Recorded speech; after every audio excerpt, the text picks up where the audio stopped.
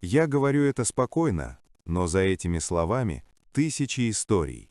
Истории людей, которые каждый вечер ложатся в постель с ледяными ступнями, болью в икрах и ощущением, будто ноги живут отдельной жизнью.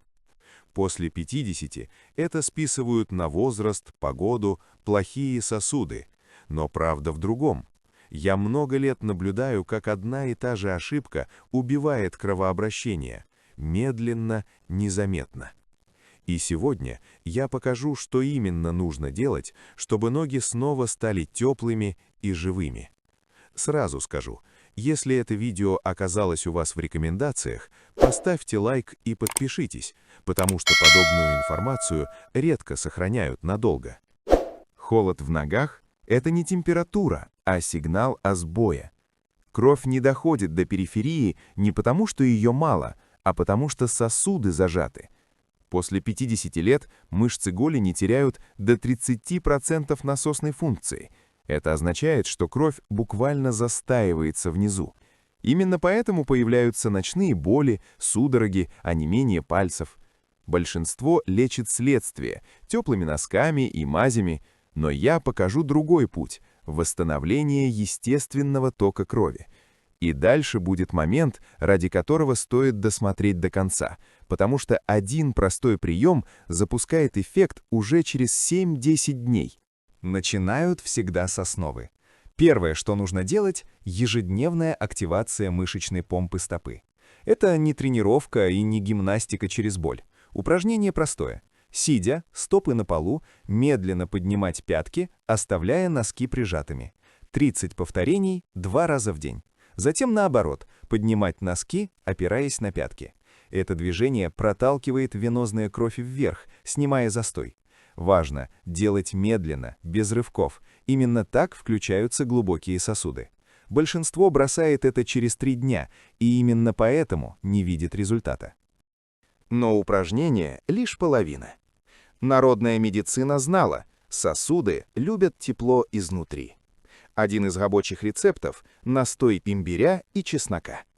Берется 20 граммов свежего имбиря, 1 зубчик чеснока, заливается 300 мл горячей, не кипящей воды. Настаивать 20 минут. Принимать по 100 мл после еды 1 раз в день курсом 14 дней. Это не чудо-средство, а мягкий стимулятор микроциркуляции. Важно не превышать дозировку и не принимать натощак. В середине видео я объясню, кому этот рецепт нельзя, это критично. И вот здесь начинается самое интересное. Есть один фактор, о котором почти не говорят – дыхание и положение тела вечером. Именно оно решает, будут ли ноги теплыми ночью. Большинство людей сидят, закинув ногу на ногу, потом удивляются боли. Я покажу простой вечерний прием, который снимает сосудистый спазм за 5 минут. Но прежде важный вопрос. Вы уже подписались и поставили лайк? Это помогает каналу «Доктор Здоровья» продолжать выпускать такие расследования. Дальше мы подходим к ключевому механизму, который переворачивает все понимание кровообращения после 50. Теперь ключевой момент, который редко объясняют ясно. Кровообращение в ногах после 50 ломается не только из-за сосудов, а из-за потери ритма. Сердце качает, но тело не помогает. Именно поэтому важно вечернее положение ног. За 40-60 минут до сна нужно лечь и приподнять ноги на 10-15 см. Обычная подушка под голени, не выше. Дышать медленно. Вдох на 4 секунды, выдох на 6. Всего 5 минут. Это снижает венозное давление и разгружает сосуды. Эффект не мгновенный, но стабильный. И здесь я снова напомню, подпишитесь на канал и поставьте лайк. Дальше информация, которую редко дают бесплатно. Если кровь застаивается, ткани начинают голодать. Отсюда ломота, тянущая боль, чувство тяжести. В таких случаях народная практика использовала контраст для стоп, но не так, как принято думать. Не ледяная вода, а чередование теплой 36-38 градусов Цельсия и слегка прохладной 28-30 градусов Цельсия. 30 секунд тепло, 10 секунд прохлада. Всего 3 цикла. Делать вечером, Это тренирует сосуды, заставляя их сужаться и расширяться правильно. После процедуры сухое тепло. Многие ошибаются, делая холод слишком резким, это только усугубляет спазм. Отдельно скажу о травах. Не все, что народное, полезно. Но есть проверенный сбор для поддержки микроциркуляции. Лист гинка, боярышник, шиповник.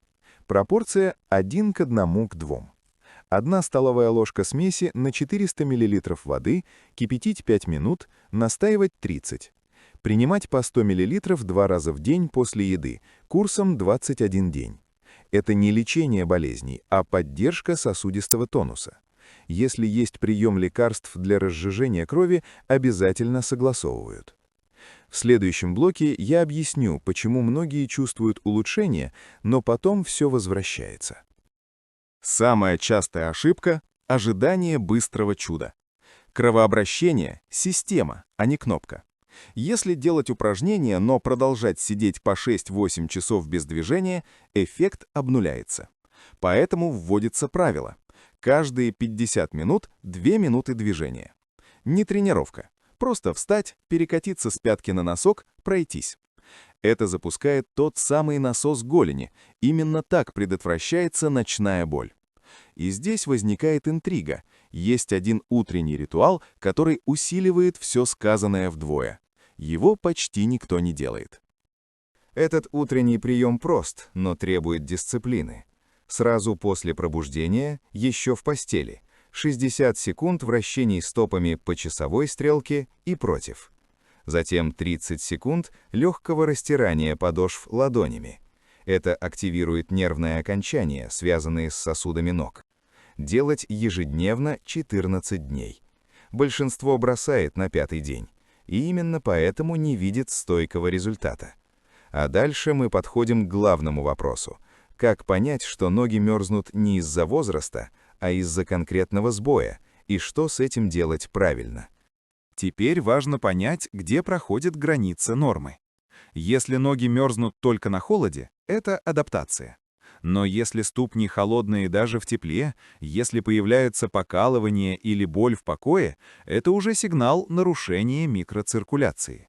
Я всегда подчеркиваю, после 50 организм не ломается, он меняет правила. И если действовать по старым схемам, результата не будет. Именно поэтому так важен комплекс – движение, дыхание, тепло и режим. В этот момент многие впервые осознают, что проблема была не в сосудах как таковых, а в образе повседневных мелких привычек. Есть еще один народный метод, который часто недооценивают – сухое растирание стоп и голеней. Делается натуральной тканью или жестким полотенцем. Вечером 3-5 минут, до ощущения теплого покалывания, но не боли. Направление снизу вверх. Это не массаж в классическом смысле, а стимуляция поверхностных капилляров. После надеть хлопковые носки. Уже через неделю многие замечают, что ноги теплеют быстрее. Но здесь важна регулярность. Разовое растирание эффекта не даст, это накопительный процесс. Интрига в том, что большинство людей все делает правильно, но в неправильное время. Например, пьет сосудистые настои утром, а основные застои формируются вечером. Или делает упражнения днем, а ночью снова все обнуляется. Поэтому ключевое правило – основные процедуры во второй половине дня. Утром активация, вечером восстановление. Это биоритм, который нельзя игнорировать. И именно здесь кроется причина, почему одни чувствуют улучшение, а другие нет, хотя делают одно и то же. Я обязан сказать и о том, что делать не нужно. Не греть ноги горячей водой при выраженной боли. Не использовать агрессивные мази с перцем ежедневно. Не сидеть часами, поджав ноги под себя. Эти действия дают краткое облегчение, но усиливают сосудистый спазм. В документальных наблюдениях видно, люди, отказавшиеся от этих привычек, уже через месяц отмечают снижение ночных болей, и это без таблеток. Именно поэтому я так настаиваю на понимании механизма, а не погоне за быстрым эффектом. И вот мы подходим к финальной связке. Когда упражнения, дыхание, народные средства и режим соединяются, Кровообращение начинает саморегулироваться, ноги перестают быть холодными по умолчанию. Появляется легкость, уменьшается ноющая боль. Но есть один признак, который говорит, что вы все делаете правильно – утреннее тепло в стопах без носков. Дальше я подведу итог, дам четкий план на 14 дней и объясню, кому обязательно нужно обратиться к врачу, не откладывая. Теперь обещанный четкий план на 14 дней, без лишних слов. Утро. Вращение стопами в постели – 1 минута. Растирание подошв – 30 секунд. День. Каждые 50 минут 2 минуты движения. Перекаты с пятки на носок. Вечер. Упражнения с подъемом пяток и носков по 30 раз. Затем положение с приподнятыми голенями и медленное дыхание 5 минут. После сухое растирание. Именно эта последовательность дает накопительный эффект. Если пропускать звенья, цепочка не работает. Это основа, от которой зависит все остальное. Народные средства вписываются в этот план аккуратно. Настой имбиря с чесноком 1 раз в день после еды 14 дней. Травяной сбор с гинго, боярышником и шиповником, курс 21 день, затем перерыв. Контраст для стоп через день вечером. Важно, не все сразу в один день, а чередовать. Организму после 50 нужна не атака, а поддержка. Именно такой подход позволяет избежать перегрузки сосудов и добиться устойчивого результата без резких скачков самочувствия. Отдельно скажу, кому нельзя откладывать консультацию врача. Если есть резкая боль в покое, выраженное онемение, потемнение кожи стоп, незаживающие трещины или язвы. Народные методы не замена медицине. Они работают там, где есть функциональный сбой, а не тяжелая патология. Я всегда говорю об этом честно, потому что здоровье не место для иллюзий. Осознанный подход начинается с понимания границ. Если вы досмотрели до этого момента, значит тема действительно откликнулась. И здесь я снова напомню, подпишитесь на канал «Доктор Здоровья» и поставьте лайк. Это сигнал, что такие документальные разборы нужны. Напишите в комментариях, что именно беспокоит вас больше всего – холод, боль или судороги. Ваши вопросы помогают выбирать темы следующих выпусков. И обязательно поделитесь этим видео с теми, кому после 50 знакомы эти ощущения. Я благодарю каждого зрителя за внимание и доверие. Сегодня вы узнали, что холодные и болящие ноги не приговор и не возраст. Это сигнал, который можно и нужно понимать. Берегите себя, слушайте тело и не откладывайте простые шаги, которые возвращают комфорт каждый день. Спасибо, что были с нами до конца. До новых встреч на канале «Доктор Здоровья».